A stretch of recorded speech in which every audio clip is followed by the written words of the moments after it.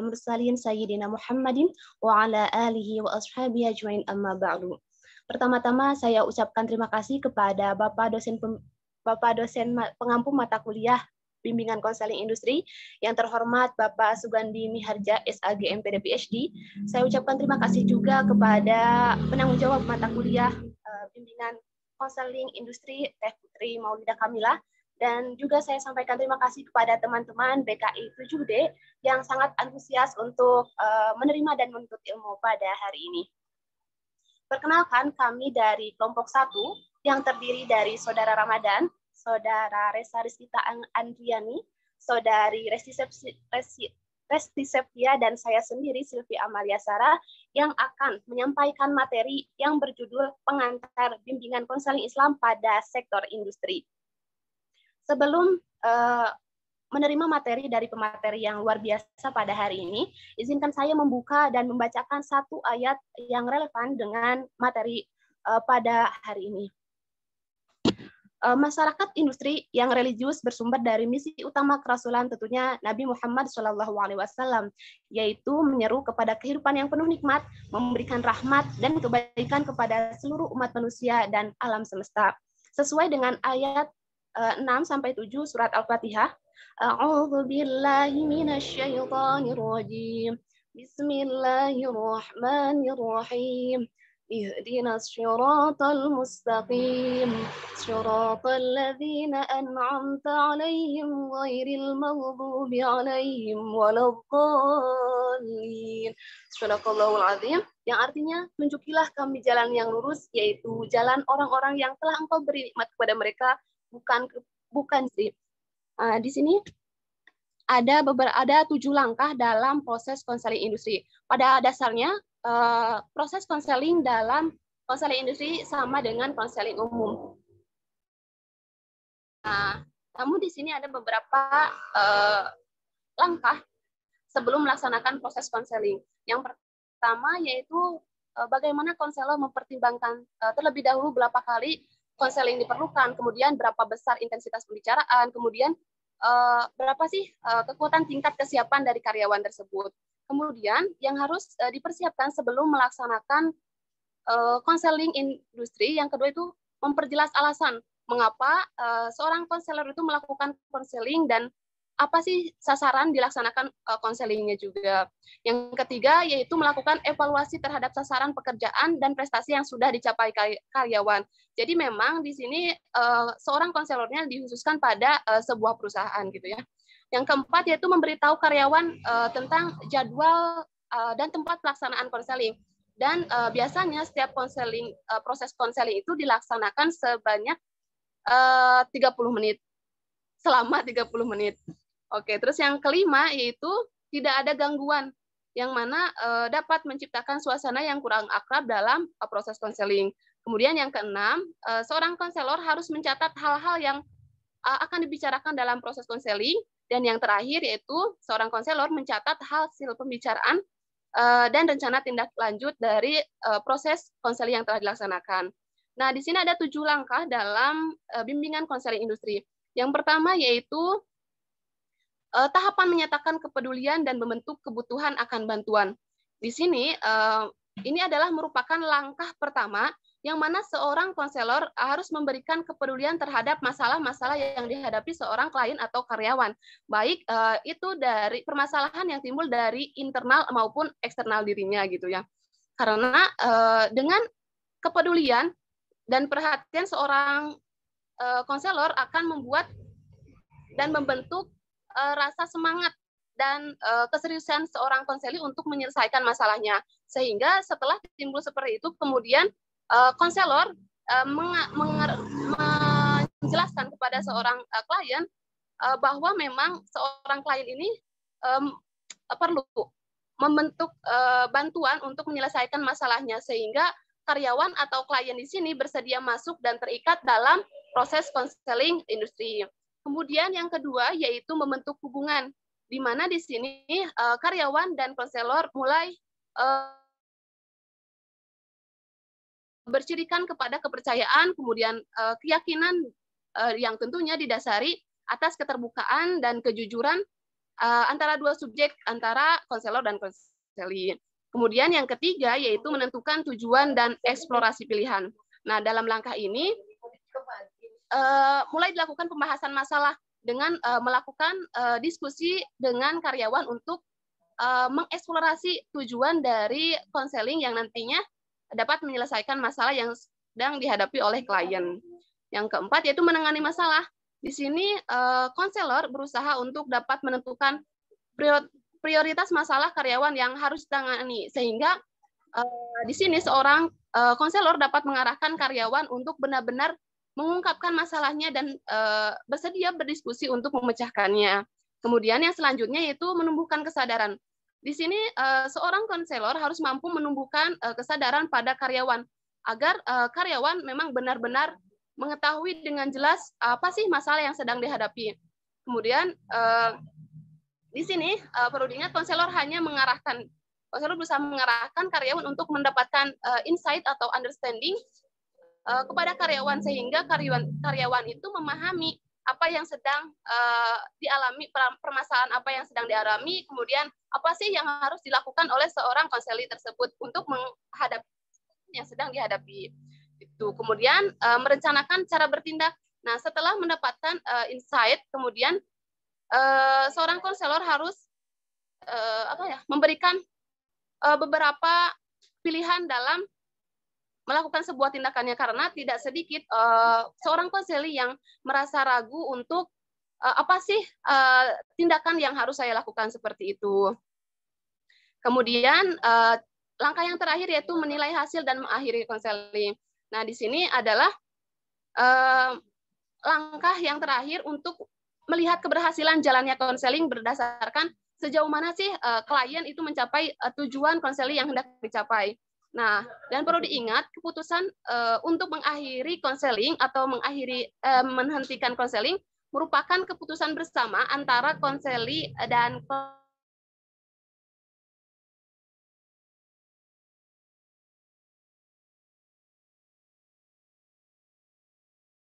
hasil dari konseling itu sudah didapat. Nah, setelah dilakukan sebuah proses konseling, maka seorang konselor harus melihat indikator keberhasilan dari pelaksanaan konseling. Di sini ada 10 indikator pelaksanaan konseling.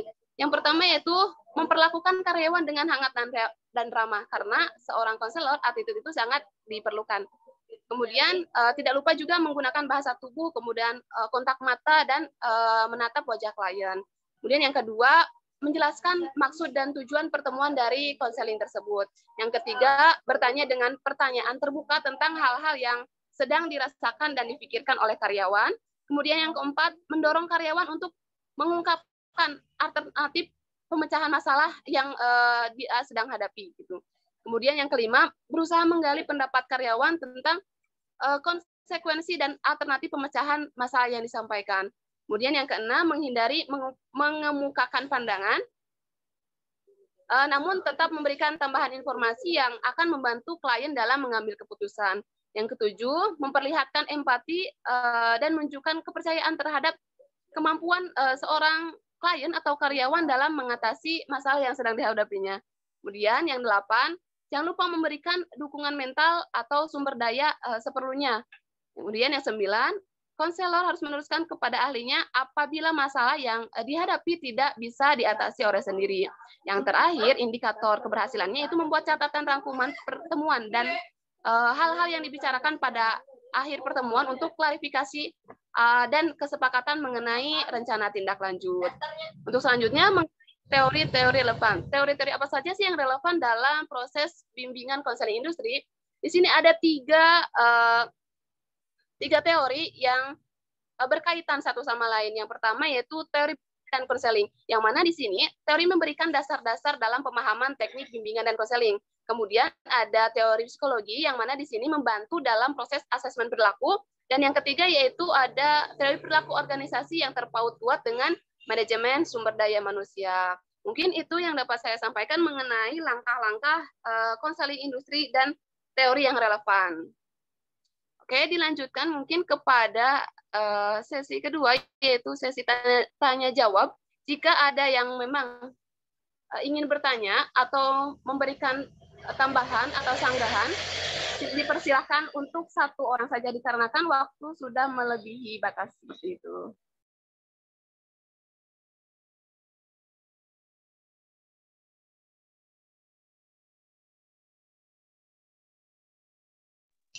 Dipersilahkan kepada teman-teman jika ingin ada yang bertanya untuk satu orang penanya. Izin bertanya.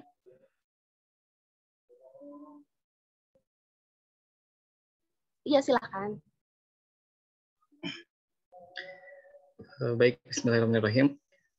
Karena sangat pentingnya BK Industri di kalangan karyawan dan mungkin pelaku organisasi, maka dari itu yang ingin saya tanyakan, apakah ada posisi khusus mungkin di perusahaan yang menangani masalah konseling, atau mungkin jika tidak ada di posisi khusus di perusahaan, apakah ada lembaga yang menaungi orang-orang atau konselor-konselor profesional di bidang BK Industri? Terima kasih.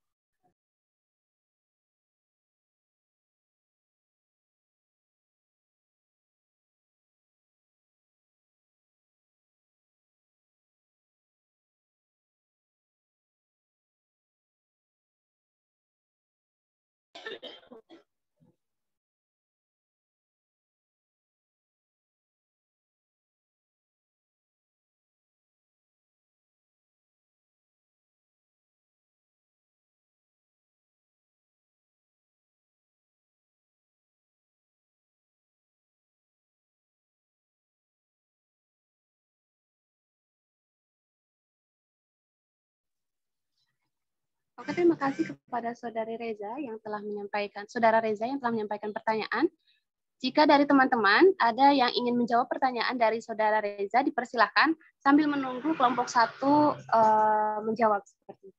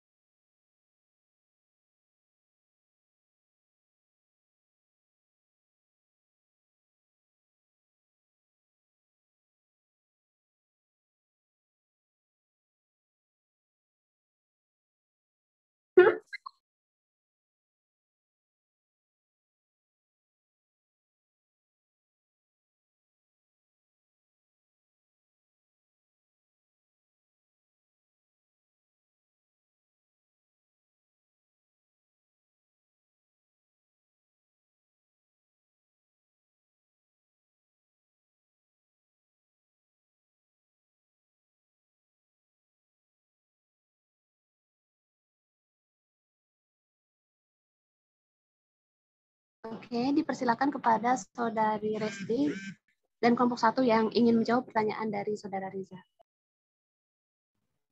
Sebelumnya boleh diulang pertanyaannya, Teh Silvi?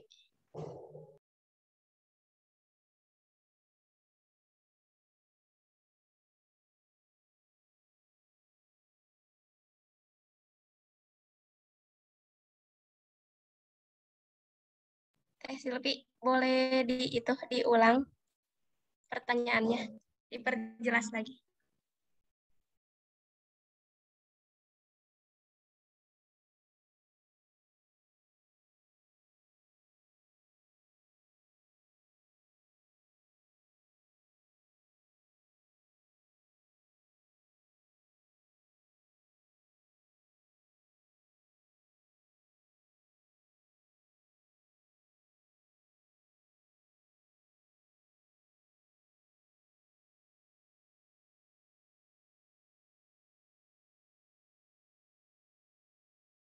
Baik, pertanyaannya mungkin bisa diulang, Reja, gimana? Untuk posisi sendiri dalam perusahaan ya. Eh, Pentingnya BK Industri bagi perusahaan atau karyawan dan pelaku organisasi, maka adakah posisi khusus untuk konselor profesional di bidang BK Industri ini? Nah, biasanya di lembaga-lembaga industri atau di perusahaan-perusahaan tersendiri ini eh, ada bagian khususnya untuk konseling itu, yaitu yang dinamai yang sering kita dengar namanya itu HRD, itu bagian HRD. Namun jika tidak ada, biasanya nasihat kayak proses nasihat, proses eh, pemahaman kerja atau yang lainnya itu biasa disampaikan sama manajernya langsung. Setahu saya ya, gitu. Terus juga kalau untuk melatih kekompakan atau melatih kekompakan, menghilangkan stres, menghilangkan apa suntuk dalam bekerja itu biasanya di perusahaan itu suka diadakan kegiatan family gathering, di mana kegiatannya itu seputar rangkaian kayak permainan gitu, terus liburan yang kayak gitu. Mungkin untuk lebih jelasnya lagi, jika teman-teman ada yang ingin menambahkan, dipersilahkan. Mungkin kalau dari saya HRD sih itu, kalau untuk posisi khususnya. Nah, namun HRD sendiri juga biasanya kita seringnya diisi sama orang psikolog ya. Nah, tapi kita juga nggak menutup kemungkinan untuk konselor juga masuk ke ranah HRD itu jika konselornya sendiri memiliki potensi yang cukup baik di bidang industri itu sendiri.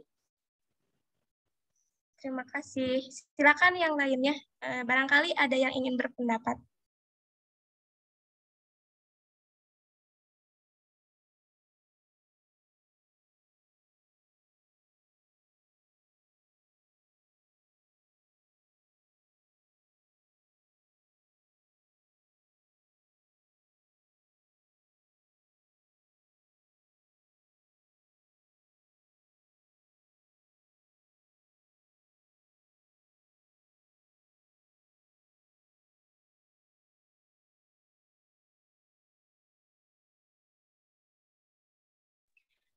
Terima kasih kepada Saudari Festi yang telah menjawab. Bagaimana Reza, apakah sudah terjawab atau masih merasa kurang untuk jawabannya? Baik, terima kasih kepada kelompok 1 yang sudah menjawab. Alhamdulillah sudah terjawab ya apa yang telah tadi saya sampaikan pertanyaannya. Sekali lagi terima kasih kepada kelompok 1. Jazakumullah khairan katsiran.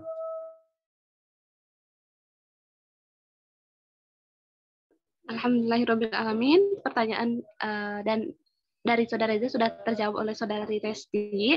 Menginjak kepada acara yang terakhir karena waktu sudah menunjukkan 11.57, langsung saja kepada kesimpulan, yaitu pengantar BKI merupakan ilmu terapan yang menelaah dan menangani masalah perilaku manusia yang timbul dalam proses produksi, distribusi, dan konsumsi barang dan jasa yang mengharapkan hasil akhir yaitu tercapainya kesejahteraan fisik dan mental seorang karyawan yang sedang menghadapi permasalahan yang dalam prosesnya diimbangi dengan usaha dan religiusitas yang kuat. Mungkin itu kesembahan dari kelompok pertama pada hari ini. Mohon maaf atas segala kekurangan dan kehilafan. Bila kami kembalikan kepada penanggung jawab mata kuliah ini, Teh Putri Maulida.